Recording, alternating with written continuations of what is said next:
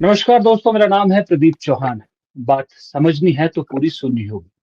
आप देख सकते हैं मेरे साथ स्क्रीन पे इस वक्त भारत के वरिष्ठतम पत्रकारों में से एक डॉक्टर राकेश पाठक हमारे साथ जुड़े हुए हैं।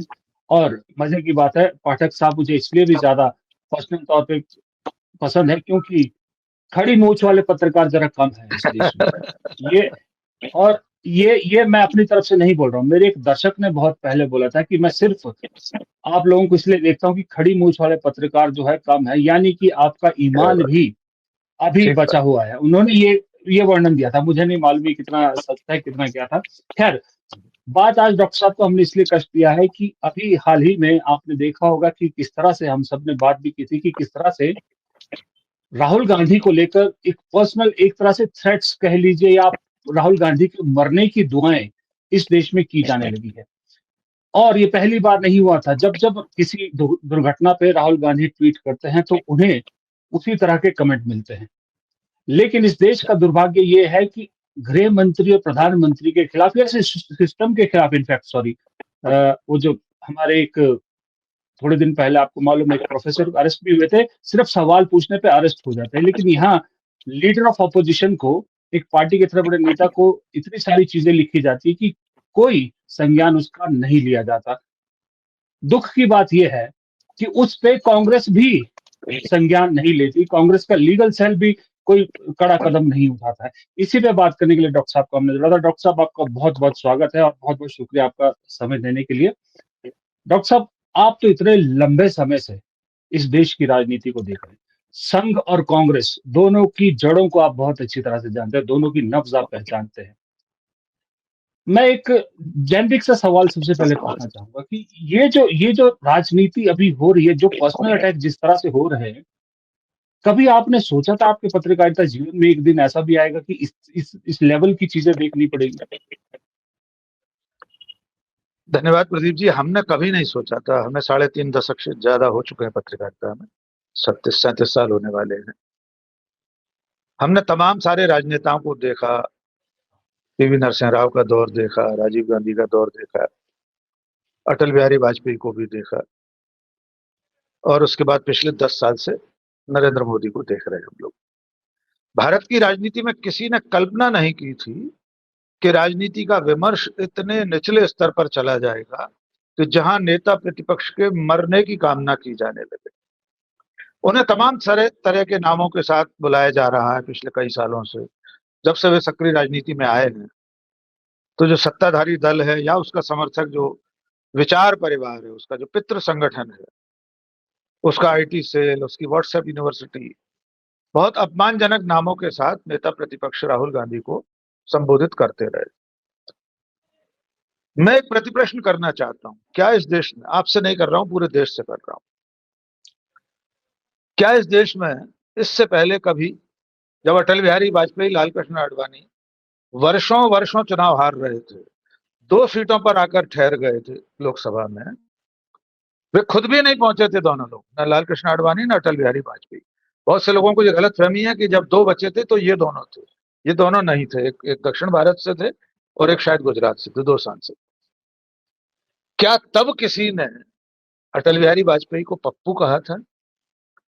आजाद भारत में 50 सालों तक, 55 सालों तक जो भी विपक्ष था, पहले जनसंघ, फिर जनता पार्टी, 2.5 साल में 2.5 साल जनता पार्टी सरकार में रही, फिर बाहर हो गई, फिर हारती रही। तो क्या इस आधी सदी से ज्यादा के वक्फे में, कार्यकाल में, अटल बिहारी वाजपेयी को या लाल कृष्ण आडवाणी को या तत्कालीन विपक्ष के जो भी नेता रहे होंगे, क्या किसी ने इस तरह के अपमानजनक शब्दों के साथ बुलाया था कि ये तो पिछले 50 साल से चुनाव हार रहे? नहीं, ऐसा कभी नहीं हुआ। क्योंकि तब जो सत्ता में पार्टी थी, कांग्रेस पार्टी, उसका राजनीति का स्तर ये नहीं था। उसका तो और दूसरा स्तर था। उस वक्त तो पंडित जवाहरलाल नेहरू 36-37 साल के अटल बिहारी वाजपेयी की मांग पर चीन युद्ध के समय विशेष सत्र बुलाते हैं सदन, संसद का। और जब विपक्ष कहता है कि नहीं, चलिए इन कैमरा बंद सत्र बुला लीजिए, जनता को नहीं मालूम पड़ेगा, तो पंडित नेहरू कहते नहीं, ये लोकतंत्र है। आप मेरी जितनी भी आलोचना करेंगे, सरकार की आलोचना करेंगे, वो खुला सत्र होगा, पूरे देश को मालूम होना चाहिए। और अब तो ये सरकार सत्र भी बुलाने को तैयार है। हम विषय पर लौटें। राहुल गांधी के साथ जो कुछ हो रहा है वो इसलिए हो रहा है कि सत्ताधारी पार्टी, नरेंद्र मोदी, अमित शाह, राष्ट्रीय स्वयंसेवक संघ, इन सबको लगता है कि अगर कोई चुनौती है तो अकेला एक आदमी है, राहुल गांधी, जो खुद कहता है कि डरो मत और इनसे डरता नहीं। क्या क्या नहीं हो रहा है। गालियां तो बहुत छोटी चीज है प्रदीप जी। राहुल गांधी की संसद की सदस्यता समाप्त कर दी गई, घर खाली करवा लिया गया, 22 मुकदमे चल रहे हैं, सजा करा के सदस्यता उनकी छीन ली गई थी, फिर तैयारी चल रही है। उससे भी बड़ी बात, राहुल गांधी की नागरिकता पर सवाल किया जा रहा है कि वो भारतीय नहीं है, ब्रिटिश नागरिक है। एक राजनेता अपने खिलाफ चल रही इतनी सारी गतिविधियों, साजिशों, प्रतिकूलताओं के बावजूद अपना धैर्य नहीं खो रहा। वो अपनी तरफ से कोई ऐसा शब्द नहीं बोलते। नरेंद्र सरेंडर जरूर उन्होंने बोला है और वो एक तरह से मुहावरा है, वो भी कोई गाली नहीं है। तो ये बहुत खतरनाक स्तर है भारत की राजनीति का, जहां पर नेता प्रतिपक्ष को सोशल मीडिया पर खुलेआम ये कहा जा रहा है कि तू भी मर जाता। और प्रदीप जी, वो जिस व्यक्ति ने लिखा है उसने पहली बार नहीं किया था। वो उससे पहले 4 जून को जब बेंगलुरु में भगदड़ हुई आईपीएल के जश्न में, तब भी उसने लिखा था तू भी मर जाता इस स्टैम्पेड में। और फिर अब विमान दुर्घटना में उसने लिख दिया कि तू भी बोर्ड कर जाता इसमें, और कोई कानूनी कार्रवाई नहीं। आप आपके उस सवाल पर जरूर आऊंगा, आप पहले अपना प्रश्न पूछ लीजिए कि कांग्रेस नहीं कुछ नहीं क्यों नहीं, नहीं प्लीज करती प्लीज। नहीं। हाँ, मैं चलिए तो मैं ये उस सवाल पे आऊंगा डॉक्टर साहब। मैं ये पूछना चाहूंगा कि अभी जैसा आपने कहा कि राहुल गांधी के खिलाफ अब पर्सनल अटैक से आगे बढ़ के मरने की दुआएं होने लगी है। डॉक्टर साहब, क्या इसकी वजह क्या लगती है आपको? क्या मो, जो मोदी जी है या बीजेपी का घटता ग्राफ है, या जो राहुल गांधी जिस तरह से मजाक मुद्दे उठा रहे हैं, इनफैक्ट अब जो सरेंडर नरेंद्र वाला जो नारा दिया है, जैसे नफरत के बाजार में मोहब्बत की दुकान खोलूंगा, वो जैसे चिपका था, और या कर्नाटक में वो चिपका था वो 40% सरकार। क्या वो ये डर सता रहा है कि ये नरेंद्र सरेंडर वाला चिपक गया है, राहुल गांधी अब इस तरह की चीजें उठा रहे हैं, इसलिए फ्रस्ट्रेशन ज्यादा दिख रही है इन लोगों में? निश्चित तौर पर प्रदीप जी, नरेंद्र मोदी अपने पूरे सार्वजनिक जीवन, राजनीतिक जीवन के सबसे ज्यादा ढलान वाले समय में उतार पर है। उनकी जो इमेज बनाई गई थी, larger than life, mighty Himalayan man, वो एक उनकी लेजर इमेज बनाई गई थी 2014 के लोकसभा चुनाव से पहले। वे बड़ौदा में एक मंच से भाषण देते थे, 200 शहरों में वे मंच पर नमूदार होते थे। लेजर इमेज उनकी दिखाई दी। अजय हैं, अपराजय हैं, महामानव हैं, नॉन बायोलॉजिकल हैं। उन्होंने खुद भी कह दिया था वे नॉन बायोलॉजिकल। लेकिन अब क्या हो रहा है, पिछले एक आध साल से खास तौर से राहुल गांधी जिस मुद्दे को उठाते हैं, नरेंद्र मोदी को अंततः उस मुद्दे को मानना पड़ता है, चाहे कोई भी विषय हो। सिर्फ ताजा विषय जान लीजिए, जातिगत जनगणना का। तो एक तो अब लोगों को यह लगने लगा है कि प्रधानमंत्री तो नरेंद्र मोदी है, काम राहुल गांधी के इशारे पर करना पड़ता है। जो मांग राहुल गांधी उठाते हैं या कांग्रेस उठाती है, कांग्रेस यानी राहुल गांधी, वो मानना पड़ती है। उसमें बड़ा मामला ये हो गया कि ऑपरेशन सिंदूर के बाद जो भी मंसूबे मोदी जी ने और उनके समर्थकों ने बांधे होंगे, वो पूरे होते दिखाई नहीं दे रहे। जैसे ऑपरेशन सिंदूर के बाद उन्हें जो घर घर सिंदूर का अभियान वापस लेना पड़ा। वे लाख कहें कि हमारा अभियान नहीं था, वो 16 आने झूठ बोल रहे हैं। उनके प्रवक्ता तो टीवी डिबेट में 3 दिन तक कह रहे थे कि हमारे कार्यकर्ता मंत्री तक जाएंगे माताओं बहनों को सिंदूर देने। जब लगा कि इसकी प्रतिक्रिया उलट हो रही है, ये बूमरैंग कर जाएगा, महिलाएं लठ लेकर खड़ी थी, आओ तो सिंदूर देने, हम अपने पति के सिवा किसी के हाथ का सिंदूर नहीं लेंगे। और अंत में 100 सुनार की एक लोहार की चोट की ममता बनर्जी ने। उन्होंने पूछ लिया, मोदी जी पूरे देश की महिलाओं के पति हैं क्या? अपनी पत्नी को सिंदूर जाकर क्यों नहीं देते? और अंत में बीजेपी को विड्रॉ करना पड़ा। अंतरराष्ट्रीय स्तर पर लगातार अकेले पड़ रहे हैं मोदी। यही बौखलाहट है कि अब जो निकटतम प्रतिद्वंदी जो विकल्प बनता हुआ दिखाई दे रहा राजनेता है, किसी तरह से उसकी फिर से चरित्र हत्या का अभियान तेज किया जाए। उसमें वो ईडी का केस भी आ जाएगा, नेशनल हेरल्ड का, उस नागरिकता का मामला भी आ जाएगा, और सावरकर को लेकर जो मुकदमे चल रहे हैं, किसी भी तरह से राहुल गांधी को प्रताड़ित करना, किसी तरह से उनकी संसद की सदस्यता को समाप्त करवाना, इसकी कोशिशें चल रही। एक चीज और इसमें जोड़ ली, अब राहुल गांधी 2024 से पहले वाले राहुल गांधी नहीं। राहुल गांधी अब वो राहुल गांधी भी नहीं है जो पहली भारत जोड़ो यात्रा से पहले थे। 2 यात्राएं करके, हजारों किलोमीटर पैदल चल के राहुल गांधी ने अपनी इमेज स्थापित कर ली है। और उसमें एक महत्वपूर्ण बिंदु है, बीजेपी को 400 पार का नारा लगाने वाली बीजेपी को, मोदी को 240 पर रोक लेना। इसलिए मुझे लग रहा है कि यह अभियान अभी और तेज होगा प्रदीप जी, ये रुकने वाला नहीं है। और इसको मोदी, शाह, आरएसएस सबका संरक्षण मिला हुआ है। जी जी जी डॉक्टर साहब, क्योंकि इसी को मैं अब जो अभी आपने लास्ट में बोला इस पे आऊंगा, लेकिन इससे पहले जोड़ना जरूरी है कि माननीय सत्ता पक्ष से जैसे आपने कहा संरक्षण प्राप्त है, इधर मैं देख रहा हूँ कि कांग्रेस की तरफ से भी पब्लिक जो है वो, या कांग्रेस समर्थक सोशल मीडिया पे कहते हैं कि इन पर केस होना चाहिए, इन पे केस होना चाहिए, इन पे केस होना चाहिए। लेकिन कांग्रेस का इतना बड़ा लीगल सेल है, वो कोई कार्रवाई नहीं करता, कोई किसी तरह के कुछ नहीं करता। तो इस चीज को देखते हुए अब आपको ये नहीं लगता कि अगर सरकार भी कोई कार्रवाई नहीं कर रही, संरक्षण दे रही है, कांग्रेस भी कोई कार्रवाई नहीं कर रही, अल्टीमेटली उस आदमी की जान को खतरा नहीं एकदम से हो जाए? क्योंकि ऐसे तो लोगों की वो बढ़ जाएगी कि भाई अब जब कुछ कार्रवाई नहीं होती तो और बड़े और चौड़े होके करेंगे वो तो।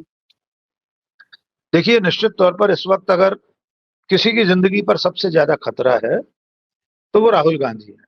स्वाभाविक तौर पर भारत का प्रधानमंत्री सबसे ज्यादा सुरक्षा का हकदार होता है। ब्लू बुक के हिसाब से भी उन्हें सबसे ज्यादा सिक्योरिटी मिलती है, और हमेशा भारत के प्रधानमंत्री को खतरा रहता ही है। हम 2 प्रधानमंत्रियों को खो चुके हैं, लेकिन इसके बावजूद अब नरेंद्र मोदी को ऐसा खतरा नहीं है कि कांग्रेस के समर्थक या राहुल गांधी के समर्थक उन्हें मारने की धमकी देते हो, उनके मर जाने की कामना करते हो। ये तो राहुल गांधी के साथ हो रहा है। अब आपके उस मूल सवाल पर आते हैं कि कांग्रेस क्या कर रही है, कांग्रेस कुछ करती क्यों नहीं। प्रदीप जी, मेरा एक हैशटैग है, कई बार मैं सोशल मीडिया पर, फेसबुक, ट्विटर पर लगाता हूँ, वीडियो बनाता हूँ, ऐसी कांग्रेस का भगवान भला करे। कैसी कांग्रेस?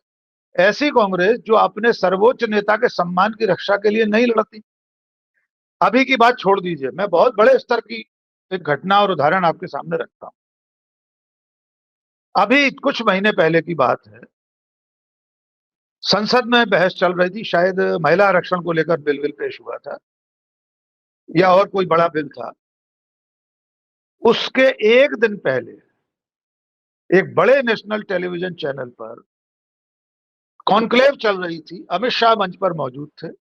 राहुल कमल नाम का एक पत्रकार, जो कि कायदे से भारतीय जनता पार्टी का प्रवक्ता ही मानना चाहिए, वो जनता के मुंह से राहुल गांधी के निजी जीवन पर कीचड़ उछलवा रहा था। एक दर्शक ने कहा कि विदेश क्यों जाते हैं, तो उन्होंने कहा उनकी पत्नी है वहां पर।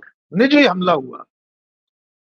कांग्रेस पार्टी ने फौरन से पेशतर उसी दिन शाम को राहुल कमल नाम के पत्रकार की डिबेट में शामिल होने से कांग्रेस पार्टी के प्रवक्ताओं को प्रतिबंधित कर दिया। बाकायदा पवन खेड़ा ने उसे ट्वीट किया, पूरे देश के बड़े बड़े नेताओं ने रीट्वीट किया। 2.5-3 लाख से ज्यादा व्यूज थे और कई हजार रीट्वीट थे।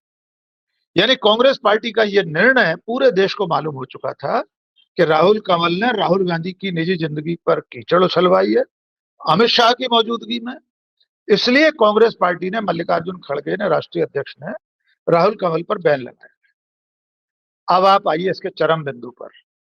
बैन लगने के मुश्किल से 8-10 घंटे के भीतर अभिषेक मनु सिंघवी, इतने बड़े बैरिस्टर हैं, इतने बड़े लॉयर हैं, वो इसी राहुल कमल को 1-to-1 इंटरव्यू दे रहे थे।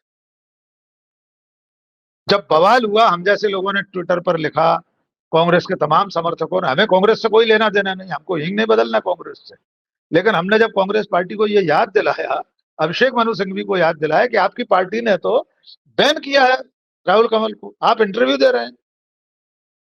अब इससे भी ऊपर इसका और चरम सुन लीजिए।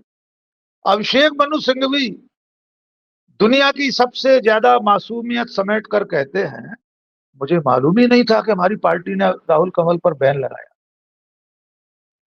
प्रदीप चौहान साहब, आप कल्पना करके बताइए, इतना बड़ा बैरिस्टर जिस पार्टी की तरफ से संसद में है, जिस पार्टी का नेता है, जिस पार्टी की तरफ से मुकदमे लड़ता है सुप्रीम कोर्ट में, वो अगर ये कहे कि मुझे मालूम नहीं था, और वो भी तब जब ट्विटर पर लाखों रिट्वीट हो चुके थे, लाखों व्यूज हो चुके थे, 5,25,000 व्यूज थे पवन खेड़ा के उस ट्वीट में जिसमें ये इन्फॉर्मेशन दी गई थी। तो ऐसी कांग्रेस का भगवान ही भला कर सकता है। इसलिए मेरा जो हैशटैग है वो अपनी जगह सही है। अब आते हैं इस मुद्दे पर कि कांग्रेस केस क्यों नहीं करती, मुकदमे क्यों नहीं करती। ऐसी अनेक घटनाएं पिछले सालों में हुई हैं जिसमें सोशल मीडिया के आने के बाद, हम उसके पहले पर भी जाएंगे, सोनिया गांधी, राहुल गांधी, डॉक्टर मनमोहन सिंह, इन सब के लिए अपमानजनक मीम्स बने हैं। टेलीविजन चैनल पर डिबेट में लोगों ने, किसी ने बार बाला कहा, किसी ने कुछ कहा। खुद प्रधानमंत्री नरेंद्र मोदी जर्सी गाय कह चुके, कांग्रेस की विधवा विधवा कह चुके, पता नहीं क्या क्या कह चुके। कांग्रेस पार्टी कभी भी कानून का दरवाजा नहीं खटखटा। एक अभियान चलाकर क्यों नहीं ये संभव है कि इन सब के खिलाफ कानूनी कार्रवाई की जाए, इनको जेल भेजा जाए, या जिस व्यक्ति ने ये अपमानजनक बात कही है उसके घर के सामने दरी बिछाइए, 100 कांग्रेस कार्यकर्ता वहां बैठ जाएं, रघुपति राघव राजा राम गाएं, उसके मोहल्ले में पोस्टर बांटे कि ये आदमी जोम्बी में बदल चुका है, ये नफरती कीड़ा है, ये इस तरह से नेता प्रतिपक्ष के मरने की कामना करता है। इससे अच्छा गांधीवादी शांतिपूर्ण तरीका क्या हो सकता है। उसके मोहल्ले में 1,000 पर्चे बांट दीजिए, इसमें क्या बुराई है। क्या कांग्रेस का कार्यकर्ता उस ब्लॉक में जहां वो व्यक्ति रहता है, अनुभव गुप्ता जिसने राहुल के मरने की कामना की है, या वो जिस सैमसंग में जहां काम करता है, सैमसंग कंपनी में, कंपनी के दरवाजे पर टेंट लगाइए, वहां कंपनी में जो काम करने जा रहे हैं सबके हाथ में एक पर्चा दीजिए कि आपका एक कर्मचारी इस तरह से जहरीला है, उसकी सद्बुद्धि की कामना करते हैं। कांग्रेस ये सब नहीं करती है। यही वजह है कि राहुल गांधी अब तक भुगत रहे थे, लेकिन अब ये लड़ाई राहुल गांधी ने अपने हाथ में ले ली है। मैंने अभी एक दिन एक डिबेट में कहा था कि गैंग्स ऑफ वासेपुर फिल्म में एक करेक्टर है फैजल, नवाजुद्दीन नवाजुद्दीन सिद्दीकी ने जी। अदा किया है। उसके पिता की हत्या हो जाती है, उसके भाई चाचा की हत्या हो जाती है। उसके करेक्टर की तरफ से एक डायलॉग चलता है, फैजलवा सबका बदला लेगा। तो अब राहुल गांधी पंडित जवाहरलाल नेहरू से लेकर अब तक सभी नेताओं के अपमान का बदला ले रहे हैं, नरेंद्र सरेंडर कहकर। जी। डॉक्टर साहब, आपने बहुत अच्छे से इसको कहा कि अब वो राहुल गांधी फैजल के कैरेक्टर में आएंगे, सबका बदला लेंगे। और जो है वो, ये बात सुन के खास करके कांग्रेस के समर्थकों को एक राहत मिलेगी और एक खुशी भी होगी जरूर। तो जैसा कि डॉक्टर राकेश पाठक ने भी बताया, बात तो सही है। जिस घर ने दो प्रधानमंत्री खोए हों, जिस राहुल गांधी ने दो अपनों को खोया हो, उस राहुल गांधी की जान को लेकर इतना रिस्क सरकार भी ले रही है, और हैरानी की बात है कांग्रेस पार्टी भी इसे लाइटली ले रही है। क्यों ले रही है हमें नहीं मालूम, लेकिन इतना जरूर कहूंगा कि ऐसी चीजों को बढ़ावा देने से नुकसान सिर्फ और सिर्फ अकेले राहुल गांधी को होगा। और अगर इसे रोकना है तो अगर कांग्रेस तुरंत कार्रवाई नहीं करेगी, क्योंकि डॉक्टर पाठक ने जैसे बताया कि दूसरी तरफ का पूरा संरक्षण है ऐसे लोगों को, तो जो करना है कांग्रेस पार्टी को करना है। अगर उन्होंने नहीं किया तो फिर आने वाले वक्त में पछताना भी कांग्रेस को ही पड़ेगा। फिलहाल इस वीडियो में इतना ही। अगर आपको वीडियो पसंद आया तो लाइक कीजिएगा, चैनल को सब्सक्राइब कीजिएगा और कमेंट बॉक्स में राय जरूर दीजिएगा। नमस्कार।